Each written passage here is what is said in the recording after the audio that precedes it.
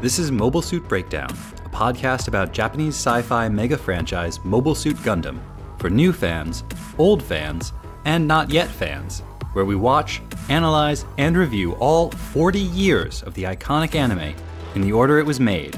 We research its influences, examine its themes, and discuss how each piece of the Gundam canon fits within the changing context in Japan and the world, from 1979 to today.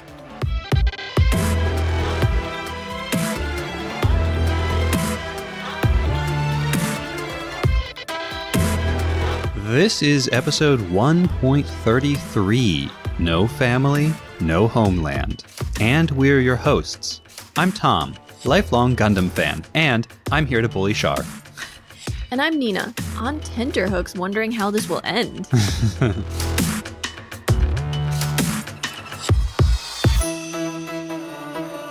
When we finished recording for this episode of the podcast, we realized that it was going to be double the usual length for an episode, and too big for our podcast host.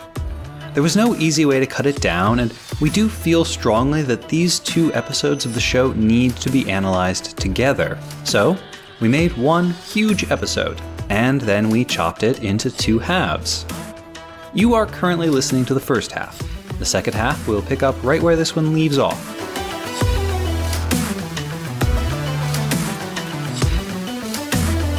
Mobile Suit Breakdown is made possible by the support of 75 patrons. A big thank you to you all, including our newest patrons, Daniel, Gaijin Shar, and David C. If you'd like to support Mobile Suit Breakdown and get access to our bonus content, you can do so at GundamPodcast.com/Patreon. Special thanks to Charlie, Lucas L., Trafalgar Kushranada, and Ron S., aka Goofy Shumi, for buying us some much-needed supplies from our wish list. You too can support the podcast by buying us research materials and copious amounts of tea. We are drinking some of that tea right now. Thank you. The link to the wish list is at the bottom of our homepage, GundamPodcast.com. We also have a lot of thanks to extend to fans who have been supporting us. Too many to include in one episode, so this week we are going to focus exclusively on people who have reviewed us recently. Thank yous go out this week to, on iTunes, Musa ADM 416, Fruitso, Blood 98, Breakin' Bones at Fizzcrank, and Matera, and on Facebook to Cody F, Luigi C, and Andy T. Thank you all for your reviews. They really do help the podcast grow. And now let's talk about some Gundam.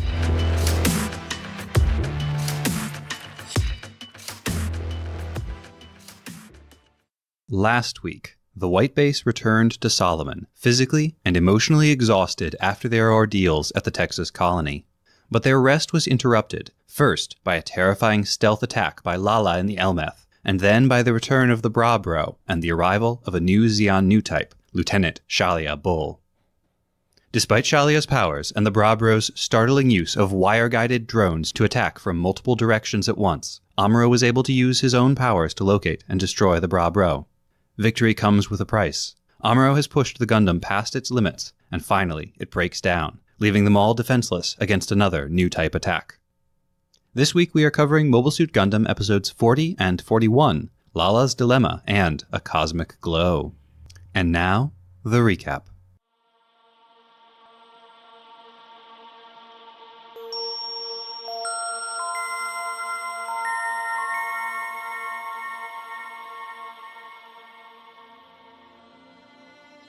The White Base crew have returned to Solomon, where they think they have a solution for the Gundam's inability to keep up with Amuro.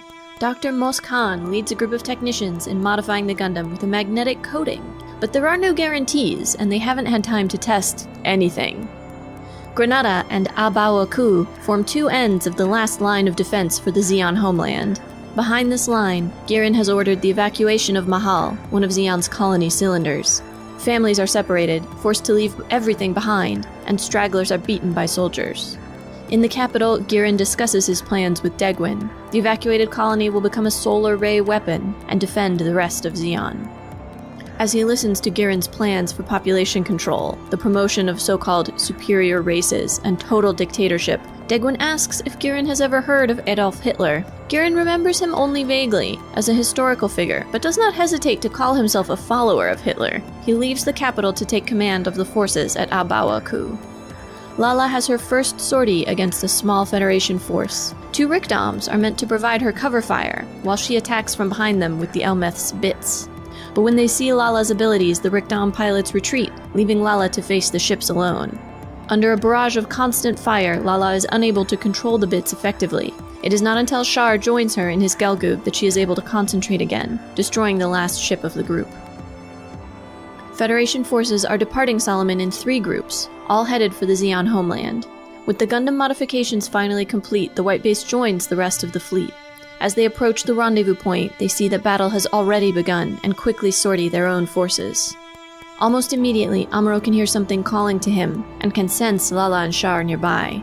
He soon finds himself face to face with both, fighting off nameless Rickdoms while he duels Char. Lalah's focus is on defending Char, and she even warns him away from the noticeably stronger Gundam. Amuro manages to shoot off one of the Gelgoog's arms, and even uses his new type abilities to mentally attack Lalah when she tries to intervene. While Amuro is destroying the Elmeth's bits, he suddenly hears Lalah's voice in his head. "You're a bad person, bullying Char like this." Incredulous, he asks her, "Who are you calling bad?" Lalah and Char retreat, and the White Base joins the rest of the fleet. In the next episode, Girin tells Degwin that the Federation is too weakened by the war to attack the Moon or Abawa-ku. He believes they will attack the Zeon homeland directly. Degwin argues that this is all the more reason to seek peace, and when Girin refuses, he goes behind Girin's back, attempting to meet with Federation command and negotiate a peaceful end to the war. But the solar ray is ready, and Girin believes it will turn the tide in Zeon's favor. On her flagship, Caecilia discusses the plan for the upcoming battles with Char, before suddenly confronting him.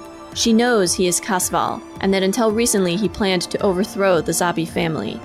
Although she asks what made him abandon the plan, she does not demand an answer, instead telling him that such questions must wait until after the Federation is defeated. Char and Lalah prepare to sortie, and Char tells Lalah that while he is on the battlefield with her, he will follow her orders. She has surpassed him, as he always said she would. With a hand on her cheek, he kisses her. As he leaves, Lalah gives her first order. He must wear a normal suit in battle from now on. The battle is chaotic, with dozens of ships and mobile suits on both sides. Amuro struggles to hit the bits, until he focuses and brings his new type abilities to bear. Suddenly, he can sense where the bits will be, and hits them every time. Forced to fight at shorter range, Lalah fires the Elmeth's guns at Amuro. In the heat of battle, the two seem to see and hear each other in short bursts. Amuro asks Lalah why she fights, and she tells him it is to defend Char. She asks how he can fight like this, when he has no family or homeland to defend or protect. It's unnatural. Around them, the fighting continues. In a moment of particular connection, the two see each other as if they were floating in space, without mobile suit or mobile armor. Amuro asks Lalah again, is there no other reason she fights? Is it only for Char? Does it mean nothing that the two of them met? Lalah wonders if this is destiny, but if it is, then life is too cruel. The connection between Amuro and Lalah causes a reaction, a small spark of mental energy in nearby new types. Sayla, Mirai, and for the first time, Char. Amuro insists that they are all burdened by their own fate and have to accept it. An image of waves slowly rises from the bottom of the screen, crashing back and forth and filling our vision. Lights flash and converge, and Lalah and Amuro appear superimposed over each other. Char and his Gelgoog rush in, breaking the connection between the two. As the Gundam fights him off, Char asks a pensive, distracted Lalah for guidance. They continue to fight, each pushing the limits of their abilities and their mobile suits, until finally Amuro gets the upper hand. With a clear line to a killing blow, he drives forward with his beam saber, but at the last moment Lalah pilots the Elmeth into his path. She gives her life to save Char. Amuro cries out, and the crushing, suffocating waves of fate begin to cover him. In the moments before she dies, Lalah speaks to Amuro in their minds. As he weeps, they talk about the future of humanity, and how there is hope because they were able to understand each other. Still Amuro cries. He has done something he can never take back. The Federation has won this battle. Only Caecilia's Guazin remains on the Zeon side. They receive orders from Abawa-ku that the solar ray will fire soon, targeting one of the 3 Federation fleets, and they must move out of its path. The white base has fallen behind, but as they rush to catch up with the rest of the fleet, Amuro runs onto the bridge, yelling that they have to stop, have to go back, that ahead, people are melting in a whirlpool of light.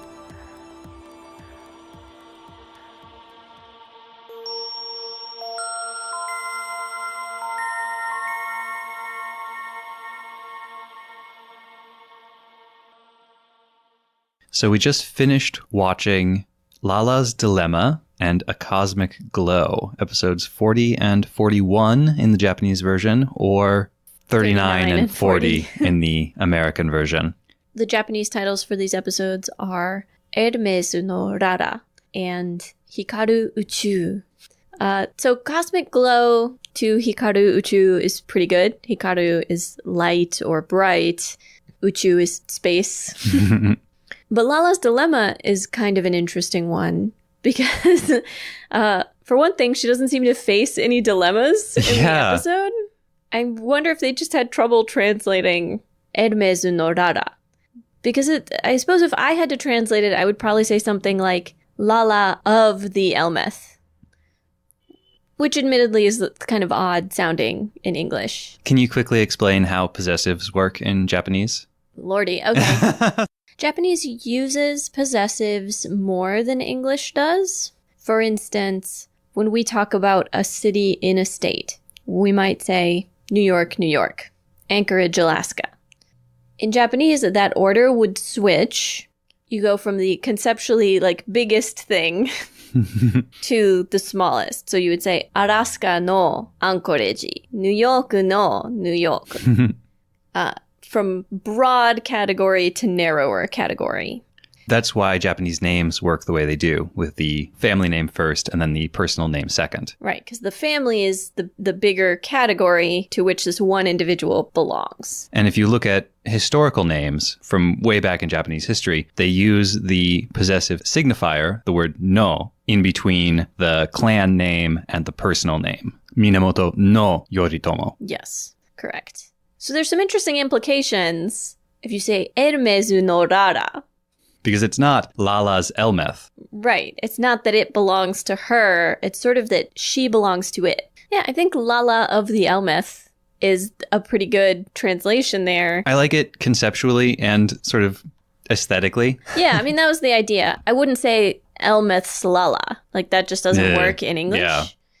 But you could, in English, say so-and-so of the, and then name a ship, for instance. Picard of the Enterprise. Exactly. That is probably the best way of conceptualizing that statement. But again, nothing to do with with any kind of dilemma.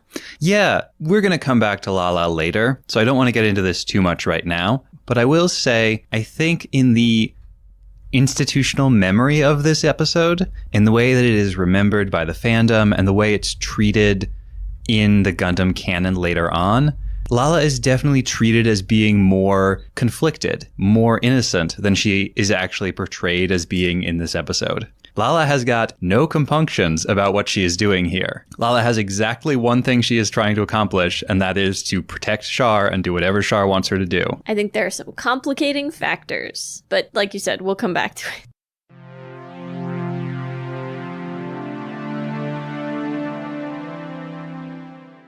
As kind of an overarching note, and I felt this in the past episode or two as well, and very strongly in these two episodes, it feels as if they are being much more experimental with the animation here. Mm-hmm. They're playing with the visuals a lot more. Obviously, they're crunched for time, and they've already been canceled, right? So they're not going to be more canceled than they already are. I wonder if that gave them a certain amount of license to cut loose. There seemed to be a lot more emphasis and interest in drawing attention to the low and no gravity aspects of the world. Lots of scenes where somebody is just floating. Including on the bridge, which we haven't seen much of before. We've seen a little bit of it. Mm-hmm. One scene where a Federation ship has Jims standing on top of it, but then also on the underside. Mm-hmm. Because of course, presumably it's magnets or whatever. They can just stick to whatever surface. Before battle, everybody's having a snack, and some of them are standing on what to the audience looks like the ceiling. Mm-hmm. I could sort of imagine somebody working on storyboards and being like, oh, right, our perception of gravity is irrelevant. let's play with that. It's also easier. You don't have to draw somebody walking. You can just draw them drifting. Yeah. We get a lot more of the very abstract visuals, the floating lights, the flashes. We get a whole extended visual metaphor of the ocean, which we'll talk about when we get to the scene where that happens. It's hugely significant. But obviously they are in space. There is no ocean here. There is no water. It's entirely metaphorical. After the ocean scene, we get one of like just a splash of land, like a little island in the middle of space. Not even an island because the edges are all indistinct. It just blends into the cosmos. Yeah, some mountains and a field and some children running through a field. Oh, you thought those were children? I thought those were children. Oh, we're going to have to talk about that. Those are the most obvious visual metaphors in that they are depicting actual things as opposed to a person melting or flashing lights or superimposing one person's face over another. Or for some reason, sperm inseminating an egg. Which then turns into a sun or a star? Very unclear. Yeah. Did you notice there are moments, especially during the ocean scenes, where the like new type flash that people are getting starts to look not like a spark, but like a lightning? In that scene, Lalah's faceplate on her helmet cracks. It shatters. But this before it breaks apart, those cracks, that shatter, looks like that new type flash. Oh. It looks like a new type flash across her face before you realize, oh no, wait, it's the faceplate. It seems like it's actually the psychic power that's breaking the faceplate. It's not anything physical. Because we've had this back and forth, what was just flashes turning into like bolts of psychic power going back and forth between Lalah and Amuro. Yeah. And there's one scene where we see like bolts striking her face and she recoils from them physically. Aside from those visual points, I do think we get a lot more sort of expository conversations between people. I think the show has resisted doing that. I think we have been getting more and more of it as they've been crunched for time. And it's not a ton. It didn't feel excessive, but it did feel markedly different from previous episodes. I don't want to pick on these last episodes of Gundam and the animation quality thereof, because it is really good for the most part. But I do want to point to a couple of funny things that we noticed. First, reused stuff? There's one scene of Sayla destroying a Dom where she dodges a rocket blast and then she fires back with both cannons and she hits it in the head and chest and destroys a Dom. So that gets used constantly, and it shows up again here. There's the classic Hayato missing scene. What I was going to point out was that when Mirai first appears in the first of these two episodes, she is badly off model. So much so that it looks like they used somebody else's body and drew Mirai's head on it. Well, they also draw her in like absolute profile, which is hard to make look good in any case. And she just looks so strange. Her face looks wrong. Her body shape doesn't even look like a human. Yeah, certainly doesn't look like Mirai. And the other thing I was going to note is throughout the whole course of Gundam, and even in these episodes, like every background character has a very distinct look, a unique face, like a very unique character design for even the most inconsequential background characters. Except that when Mos Khan shows up with like 12 Federation engineers, they are all dressed identically. They all have basically the same hair and basically the same face. So unless Mos Khan employs a set of clones, which he might, he is a top electrical engineer. They can do cloning, right? I don't know. Magnets, somehow. Magnets are involved. Anyway, they're only on screen for a brief moment, but their similarity was striking. Also, Char's Gelgoog has gotten an upgrade. He's now using a beam Naginata. As opposed to the purely physical one. And this one has blades at both ends, which is very, very fake. That's not a real thing. Those don't work. Finally, we get a new song, this very jazzy tune. About Char. It's called Here Comes Char, yeah, right? Char ga kuru.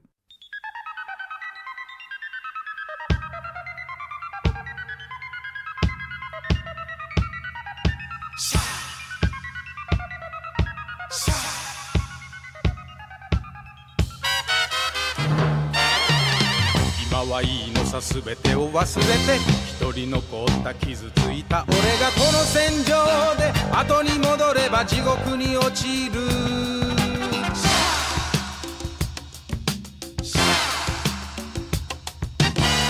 ビーム輝くフラッシュバックに奴の影シャーシャーシャー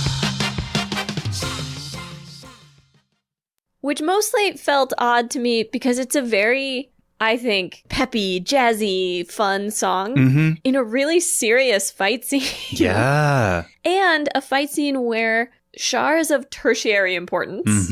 Like, the most important people in that scene are Amuro and Lalah, and then you have this song about Sha, Sha, Sha. And contrast that, because that's in the first episode. That's when Amuro directly fights with the Elmeth for the first time. And the Gelgoog is there too. The Gelgoog can come too. And then compare that to the fight in the second episode. Also between Amuro and the Elmeth, and the Gelgoog is also there too. And in that fight, there's no music at all. There's music before, but when they get into the final stage of that fight, the one that ultimately results in Lalah's death, no music, just sound effects. It's striking. The music doesn't start up again until Lalah is dead. Bum, bum, bum. It's right at that moment that we go into the Yume, the sad song that was played when Slager died back in the Solomon arc. In both situations, we get musical choices that are wrong and uncomfortable. They don't match what we would expect from music for that scene.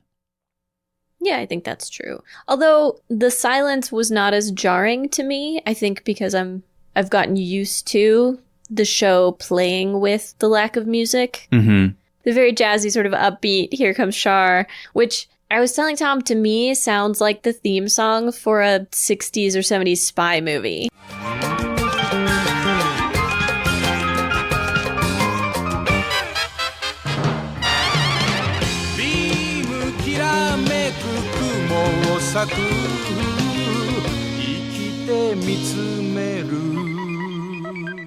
Absolutely, it does. It's the vibe Yeah. that I'm getting there.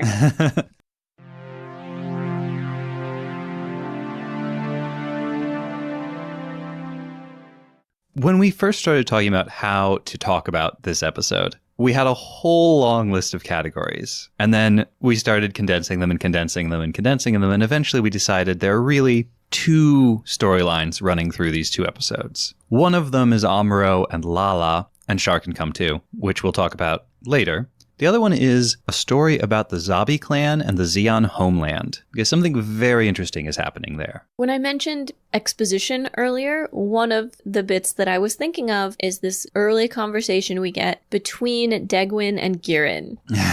Where Degwin is basically like, your plan sucks, you're a terrible soldier. I hate you. I wish you'd never been born. By the way, Girin, you're just like Hitler. Do you remember Hitler? Have you heard of Hitler? Yeah, this is the moment where Degwin turns to the audience and says, that guy is the bad guy. Right, like, the first thing that I wondered when I saw this scene was, had they received complaints or were they concerned that the audience had not fully registered that Zeon was meant to be a Nazi Germany analog? Like, were they like, okay, apparently we're going to have to spell this out for everyone because they're not getting it. They like these Zeon guys way too much. Right. Like, we made the uniforms too cool and now everybody likes Zeon. Yeah. And the mobile suits. And Char. Yeah. Yeah. Yeah, I did wonder if there was an element of meta necessity in the way that people were interpreting the show and the way that people were interacting with the show that made them say, okay, apparently we got to spell this out because... Well, and I wonder if Girin in that scene isn't kind of a stand-in for exactly that sort of viewer. Because what Girin says is, Hitler? that guy from the past, the dictator, he seems like a pretty cool dude. Right. I think I guess I am like him. In that moment, I imagine he is meant to be more an analog for like resurgent nationalists and like ethno-nationalists in Japan. Who have this warped idea of what Hitler actually stands for. The sort of like, yeah, but Mussolini made the trains run on time kind of thing. Right. This idealization of fascism as this force for getting things done and not what it actually is. Right. Well, and when Giran says democracy is only ever going to bog down humanity. Right. He goes through the laundry list of fascist ideology, self-justifications. This like humanity needs a strong ruler. People are weak and only I and the Zabi clan can ensure the survival of the human race by doing all of these evil things that, yes, they're evil, but they need to be done sort of thing. We get this interesting dichotomy of Degwin, who says that he created monarchy, basically. He created a Zeonic monarchy to band Zeon together. But it's unclear, like, was there unrest before? Was there risk of revolution? Like, why did he feel as if Zeon needed that? But it sounds like his intention was never to go take over the rest of humanity. So I think in that interaction there, what we get is actually both the direct, clear Nazi Germany analog when he talks about Hitler. We also get an Imperial Japan analog because this is the emperor talking to the militarist ministers, to the generals and the admirals who had taken over the cabinet and had taken over the government of the country. And this is every emperor from Meiji to Hirohito rolled together. But the emperor is saying, this is my country. I created this system for the good of the country, for the good of the nation. And the militarists saying, that's nice. We have bigger plans. By the way, can you rubber stamp this? Because that gives it legitimacy in the eyes of the people. Yeah. One gets the impression he maybe did not step down of his own accord. Yeah. Because when they talk about it early on, they make it sound as if he chose Giran as his successor. He was done being in charge of the government. So he said, all right, Giran's very competent. He's going to take over for me. But every interaction we see between them after that shows his dislike of Giran, his disdain for Giran, the fact that they do not see eye to eye. So clearly this was not a chosen successor type situation. Yeah, I mean, listening to what Degwin has said in the last dozen or so episodes, it's clear that he despises Giran. He doesn't trust Caecilia. He thinks Dozel's an idiot. Garma was the only kid he liked. Yep.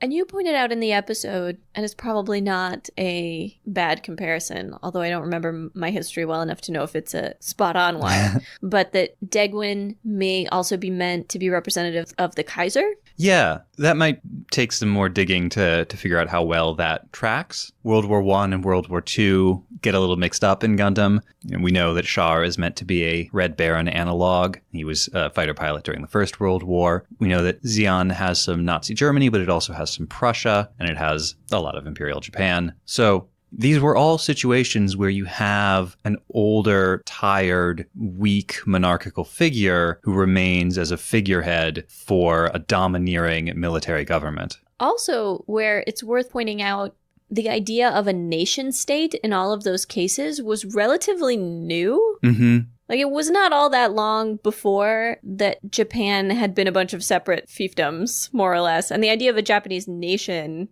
was quite a modern construction. Right. Ditto Germany. Yep. Germany was a lot of different pieces that considered themselves to have different culture, like they wouldn't have considered themselves to have German identity necessarily until pretty late in the game. And when we say late in the game, we mean like maybe late 1800s. Yeah, I mean, for both of these countries, the process of consolidation was a long one. But definitely, even into World War I, your principal identity was not German. Your principal identity was Prussian, Bavarian, Bohemian. This is the first time Giran really expresses what it is that he's trying to do and how he justifies it. Giran says, we have reduced the population of the world, of the human population. Which he sees as a net positive. Yes. And we are going to allow only the superior races to survive. It is unclear what he means by superior races. Like, what does that mean to Girin Zabi? Does he mean spacenoids? Does he, what is his conception of race compared to ours? Right. Is he also a new type supremacist? Does he mean new types, even over spacenoids? Does he mean Zabis? Right? Does he mean people of Xeon over other spacenoids? Does he mean just elite people everywhere? Right. It's unclear what he means by that, but that he clearly has some kind of conception of race, and that is his basis for determining who is superior. But to wed that to the idea that the Earth has been overpopulated and the only way for the human species to survive is to reduce the population is extremely frightening and uncomfortable. And that was a way of thinking about the world that was extremely common in the 60s and 70s. There is a economic ecological theorist called Malthus from, I want to say, the 1700s, from like way back. But he basically proposed this idea that there was a maximum limit to the population that could be supported, which you'll see called carrying capacity. Mm-hmm. And in the 60s and 70s, and even before then, you have this resurgence of attention being paid to Malthus that gets tied into the nascent environmentalist movement. And you get this neo-Malthusianism, which then hooks up with eugenics and really does develop into a real world Girin Zabi kind of ideology. This is not a sci-fi part of the story. This is a real thing that was really going on at that time, even if it was wrapped in like cotton wool and made to look fluffy and non-threatening. Yeah. This is more of a topic for a research piece, but just to touch on it a little bit in case you have some questions. The reason we say that this conception immediately ties into eugenics and racism is because the minute you talk about limiting the human population, you have to talk about who you're letting reproduce and why. Yeah. And all of those judgment calls don't come down to basically ranking humanity, right? As like, whose genetics do you want to promote and whose do you not? And are you judging people for reproducing and why? Mm-hmm. And it basically demands that you make these judgment calls about the value of human life. And for some reason, it always ends up being other people very different from you. Who should be having fewer babies. Exactly. And as this is a conversation that was mostly happening in elite circles in Western countries in the 60s and 70s, the people who are making these choices are pretty exclusively wealthy and white and old.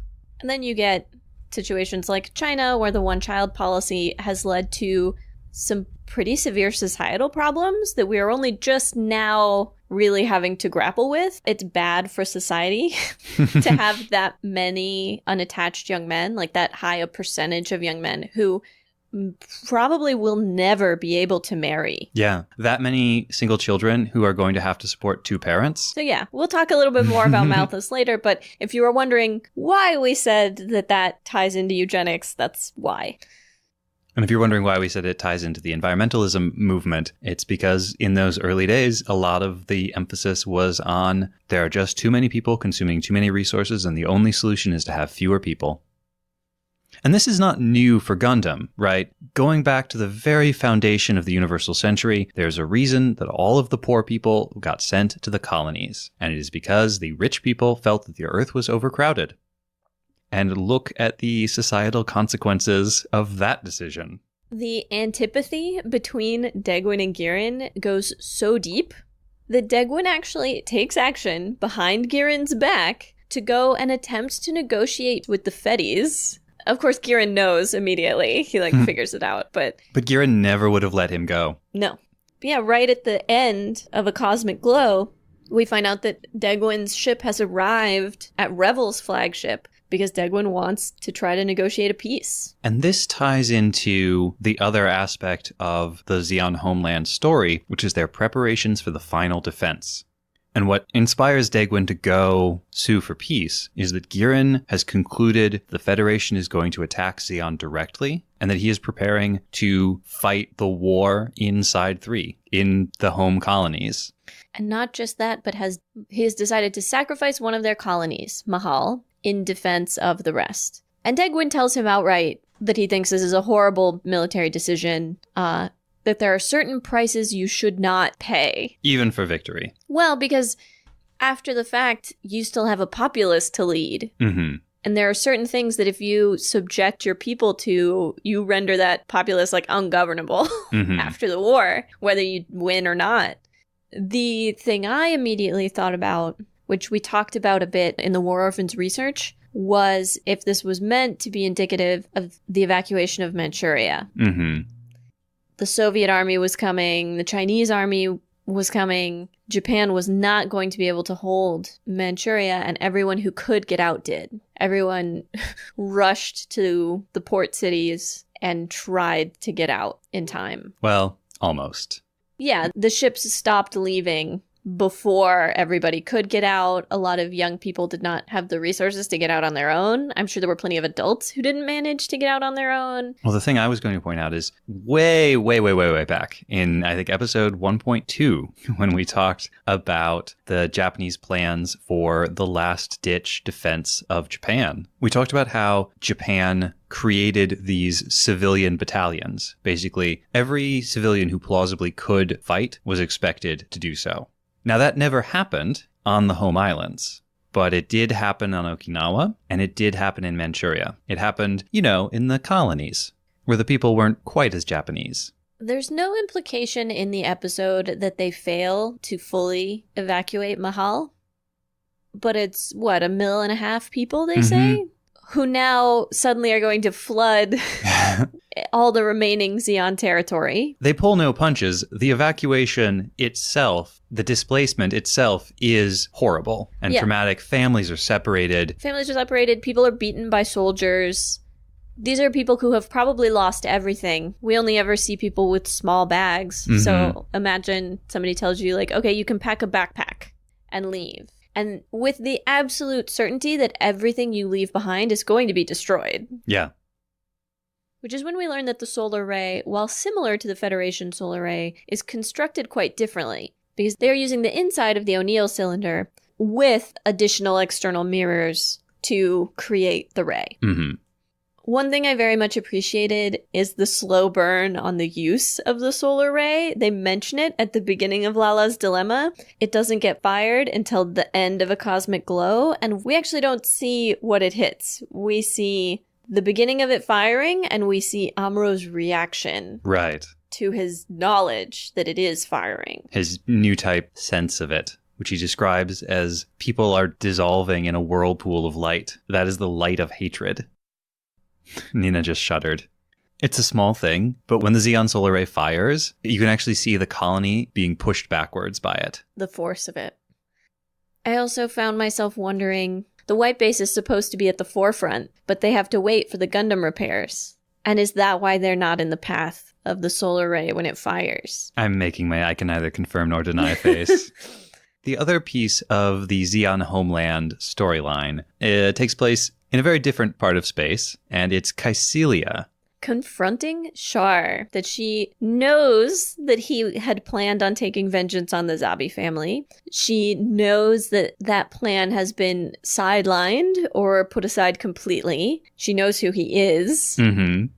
Which is kind of a lot. Yeah. Char says that he is surprised and nervous, but I don't really believe him. Yeah, he says, I knew this day was coming. Look at me, I'm shaking. And he holds up his hand and it's perfectly still. That could just be they couldn't afford to animate more frames and make it look like he was shaking. Maybe. But to call attention to it in the dialogue, then show the hand and then not show it shaking, that feels like a lot of effort to go to. And I have to conclude that it's intentional, that he's not actually shaking. Caecilia more or less tells Char that she knows all of this and then concludes that it's an open question that they will deal with after the war is over. Mm-hmm. So why confront him now? Well, a supposition, a theory, if you will. Last episode, with Shalia Bull, I observed that Caecilia might have been using Char to do a bit of her dirty work, using Char to get rid of Shalia Bull by ensuring that Char knew that Shalia was a threat to Lalah. And what Caecilia says at the end of this conversation, after revealing that she knows who Char actually is, what Caecilia says is, Giran has gone to a Baoaku. We'll resolve everything once the war is over. And there's a couple of interpretations of that. It could be that Giran going to a Baoaku merely emphasizes how desperate the war situation has gotten. The Supreme Commander himself has gone to the last line of defense, where he will take personal command. Alternatively, Caecilia, who we know is very opaque, very subtle in her dealings, very much a master of subterfuge, perhaps Caecilia is suggesting to Char that if he did something about Giran at a Baoaku, things would be resolved a little more favorably for him. She's saying, I know who you are. I know you want revenge against the Zabis. Remember that my brother is still out there. That would seem to make the most sense. I also noticed in this conversation that Caecilia more or less tells us that she believes Char to be a new type. Mm-hmm. Which everything in Char's behavior so far makes it clear he doesn't think that he's a new type. I don't think. Mm-hmm. Maybe when he has that interaction with Lalah, where she asks if he saw this coming, and he says, new types aren't all powerful. Maybe he's talking about himself. Mm-hmm. But we've never seen the little new type sparkle. When he's testing Amuro, there is a sense of like, oh, that pilot is a new type. That's why I can't do anything to him. Right. Whereas if Char were himself a new type, you'd think it would be even. More even. Mm-hmm. Despite Char's pursuit of new type supremacy, he doesn't necessarily believe that he is one. That's why he thinks Lalah will surpass him. That's why he keeps telling Lalah, you're going to surpass me. You're going to be even better than me. He sees himself as the person who will throw open the door for new types, and he will usher the world into the new type era. But Caecilia mentions Char is always making these conjectures. She describes him as having almost clairvoyant insight. And he was able to tell that Lalah was a new type. And at the very end, we finally get confirmation. We'll talk about this scene again, but he does get the little new type flash, new type sparkle. So we get confirmation he is, in fact, also a new type. But Caecilia figures that out before he does. There's one more thing I'd like to point out about this scene. Very interesting visual note. During their conversation, Caecilia is totally unmasked. Char is half unmasked. Good call. I did notice his mask looks a little funny without the helmet. It does. It makes his hair look silly. In this scene, we're meant to read that Caecilia, these are Caecilia's cards and they're on the table. Mm-hmm. Char lets her believe that she understands him. Mm-hmm. And I think with Char's helmet off, we're meant to think that she's close. Mm-hmm. But with the mask still on, she's not there yet.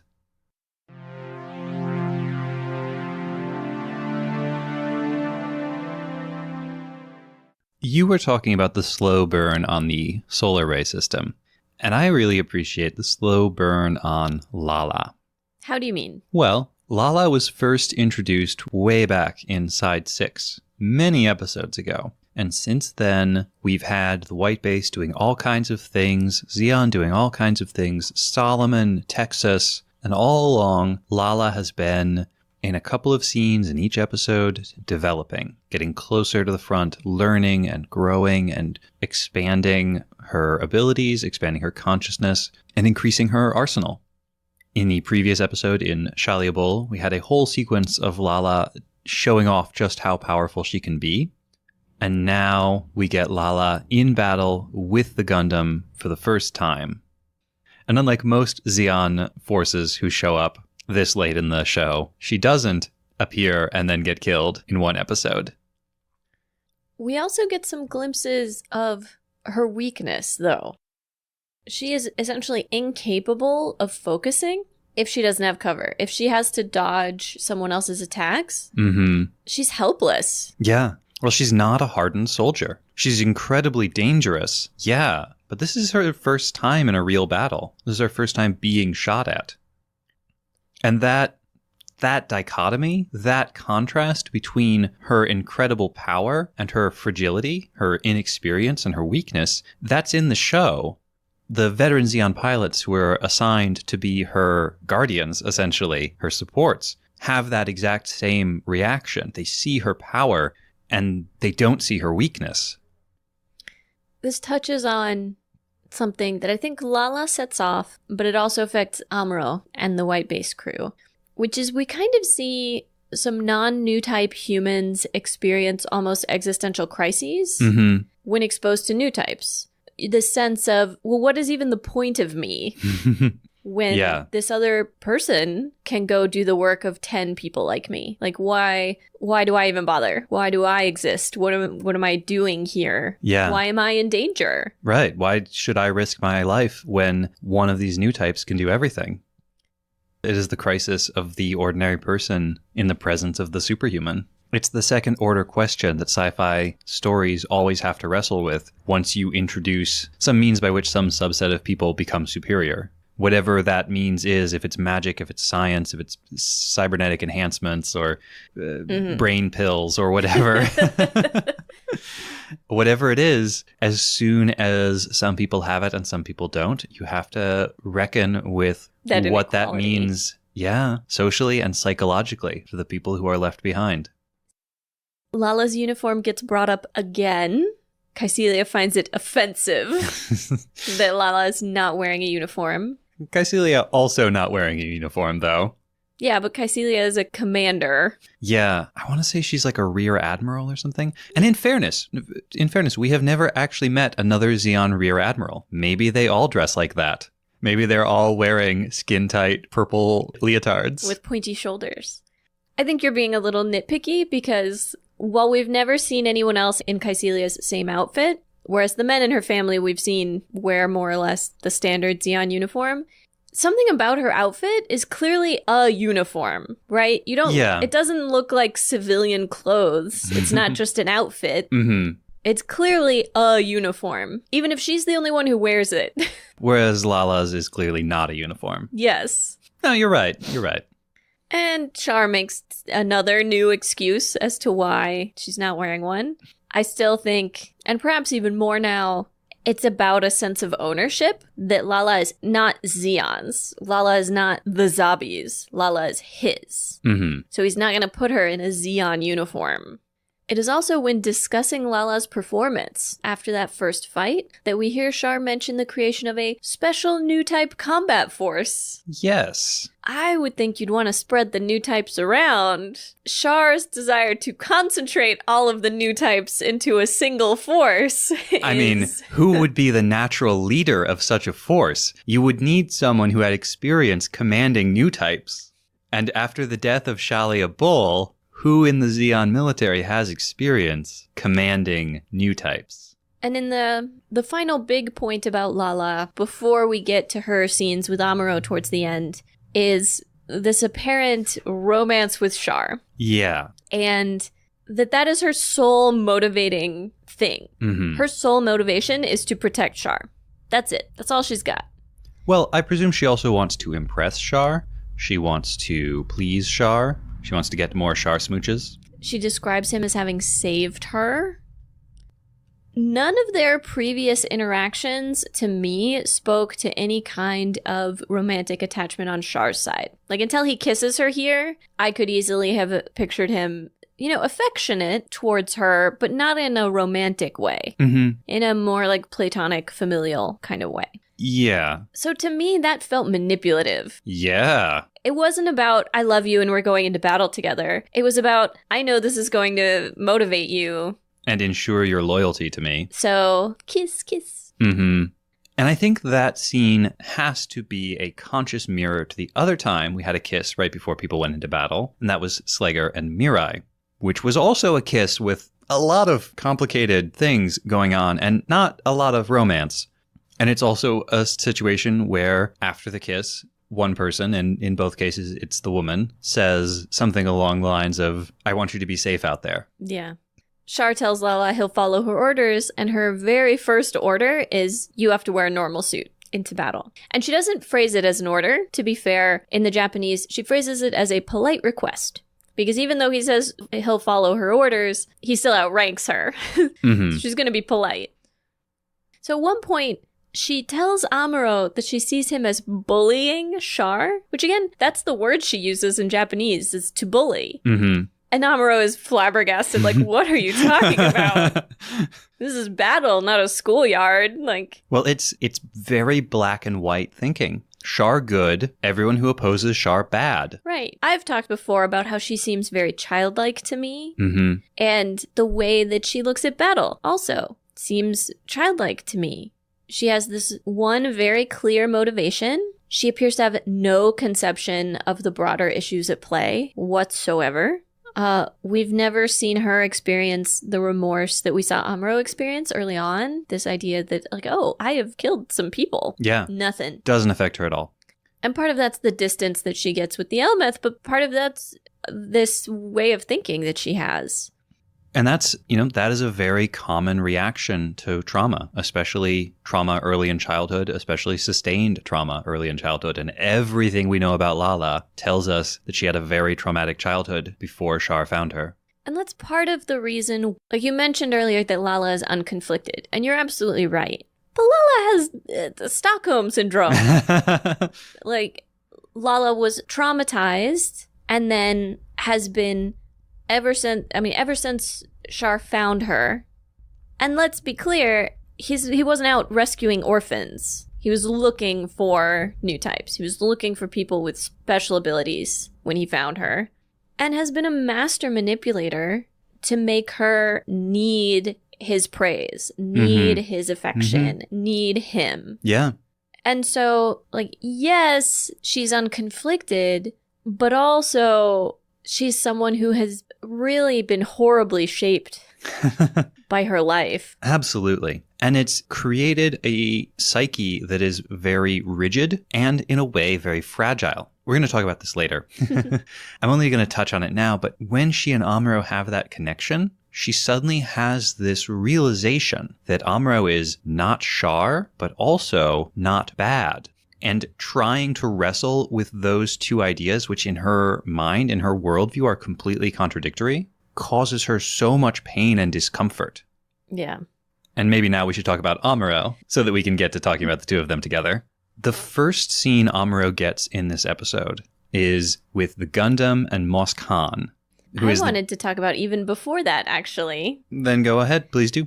Before we see Amuro, we see the orphans, and they are talking about Amuro. And I have a note here, Amuro ex machina.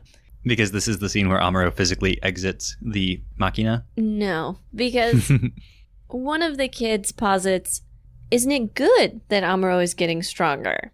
While another points out, it doesn't matter without the Gundam. If the Gundam can't keep up, then what does it matter if Amuro is getting better? There's this interdependence between Amuro and the Gundam now. That Amuro as fighter does not exist without the Gundam. It's like he's become so strong that every time he swings his sword, it breaks. And then we seg into the appearance of Dr. Mos Khan. Who is one of the Federation's top electrical engineers. And he's come up with a theoretical solution for the Gundam's problems. Kind of a slapdash ad hoc kind of thing where they're going to use magnets, which is Gundam's solution to everything. They're going to use magnets to reduce the mechanical friction within the Gundam by wrapping every joint in some sort of magnetic coating, I think they say, and reduce the friction to 0. Which is all like some neat science mumbo jumbo for I'm going to come in and I'm going to fix your weapon and I'm going to make it a weapon that can keep up with you. But what is really, really interesting in this scene is how Amuro interacts with Mos Khan emotionally. Because when Dr. Han first shows up, Amuro is very suspicious. He's very protective of the Gundam. He doesn't know who this person is or what they're doing. And he doesn't understand what's being proposed. He has a lot of questions. He seems very tense. Once the Gundam has been upgraded, or while the Gundam is being upgraded, and he's having a conversation with Dr. Han, and Dr. Han is explaining things to him, and they're talking about it almost like equals, but not quite.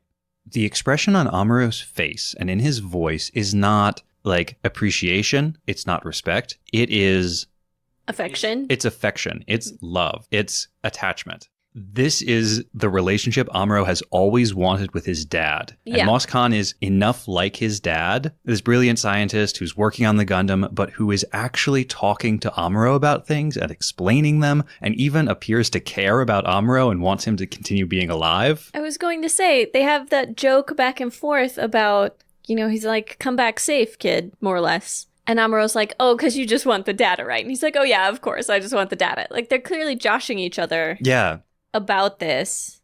And it's an obvious parallel to Amuro's father, Tem, who very clearly didn't care if Amuro came back or not and just wanted the data. Yeah. And so Amuro's reaction to Dr. Han is like over the top attachment immediately. This is the father figure I've always wanted. I think there's a neat comparison and a contrast there to Giran and Degwin, which is why last week in our Next Time On, we referred to this as the dads they deserve. It's like, Amuro's a good kid. He deserves a good dad. Giran is a monster, and he has the dad he deserves. We then have that somewhat odd conversation with Sayla, which also felt maybe like it was supposed to be expository in some way, but is more confusing. Or flirtatious. Maybe. Amuro describes himself as old-fashioned, which I do not understand at all.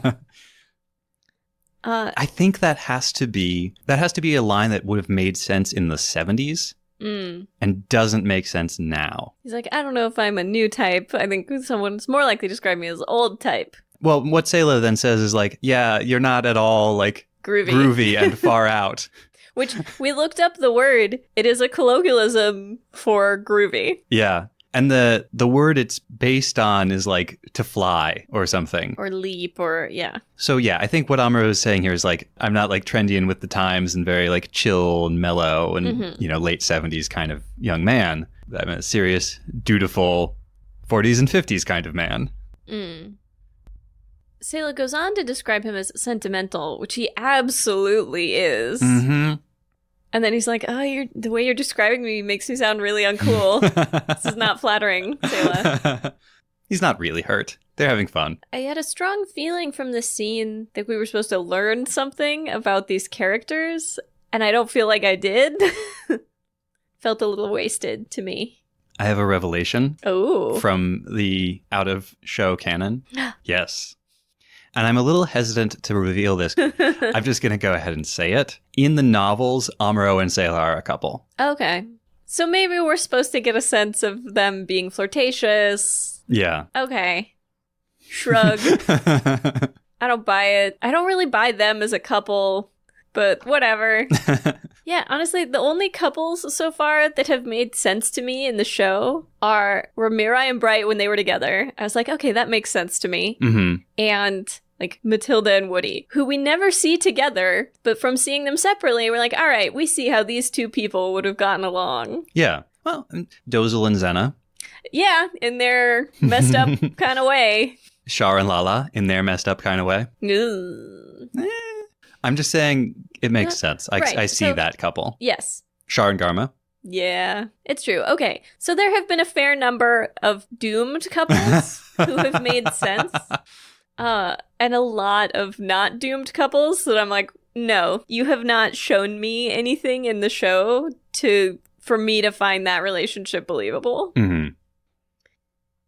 This episode really hammers home how much Amuro has developed and changed throughout the course of the series. Because when everyone's on the white base talking about him being a new type, Amuro says, well, yeah, okay, sure, but that doesn't make me special. Doesn't make me better than all of you. Like everybody on the white base, the way we've been fighting together, everyone here must be a new type. Which is a really, really, really long distance from Amuro in his cell pounding on the walls and screaming, I am the best at Gundam things! You have to let me fight! No one else can Gundam like I Gundam! For this scene, we're on the bridge with all our main characters from the white base crew.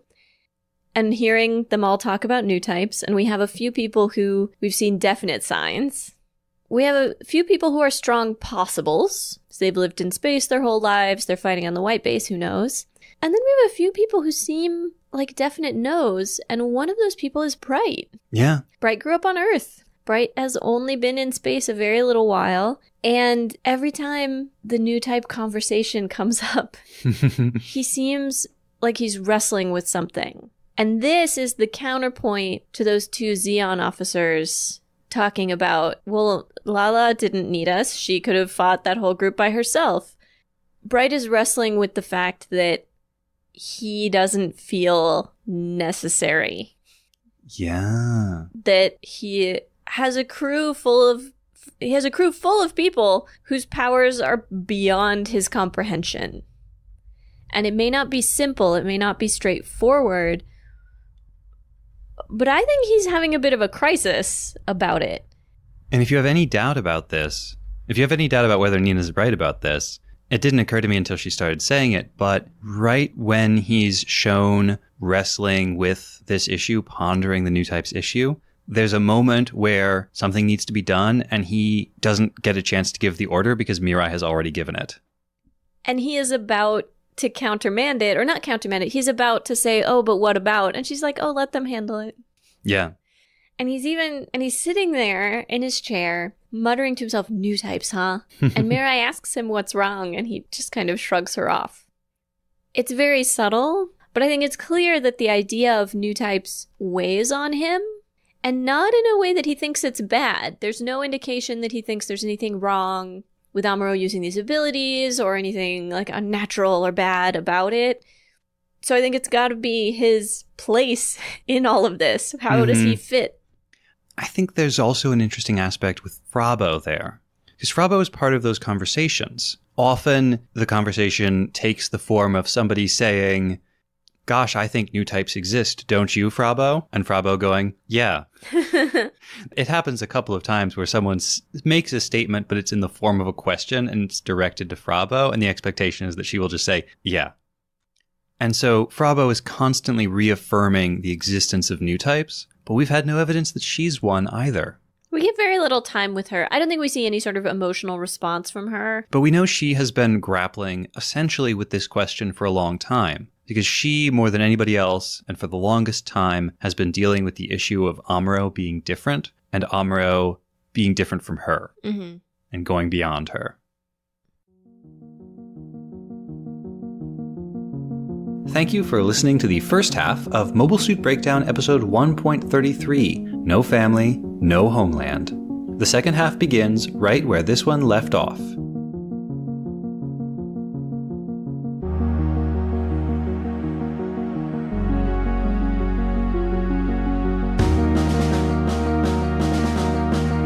Make sure you do all of the podcast things. Subscribe, share, review, and pledge your undying devotion to Mobile Suit Breakdown for free on fine podcast services everywhere and on YouTube. Join us on Patreon for great bonus content, access to the MSB Discord, and to support the podcast. Just go to GundamPodcast.com/Patreon. You can follow us on Twitter at Gundam Podcast, on Instagram at Gundam Podcast, and on Facebook at Facebook.com/Gundam Podcast. And you can check out our website, GundamPodcast.com, for all our episodes, show notes, and more. Plus, you can email your questions, comments, and complaints to GundamPodcast@gmail.com. The intro song is Wasp by Misha Dioxin. The closing music is Long Way Home by Spinning Ratio. You can find links and more in the show notes. And thank you for listening.